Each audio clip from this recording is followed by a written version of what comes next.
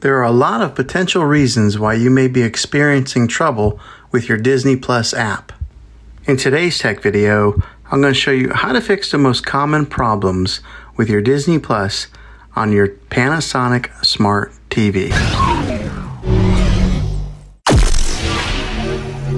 Let's see if we can fix your problems and get your Disney Plus back up and running as quickly as possible. The first one is the easiest one to try, and that's to unplug your TV from the wall outlet and wait 60 seconds.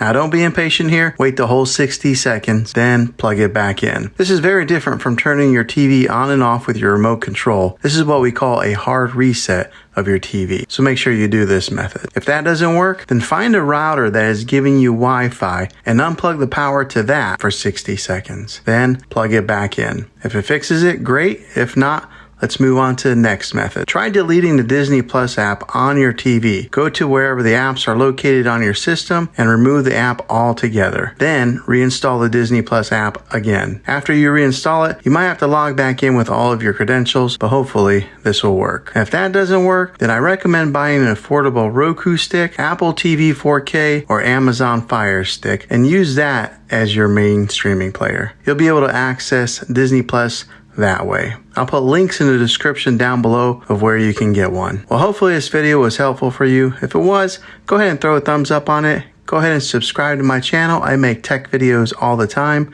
and I would love to have you back in the next one. Take care.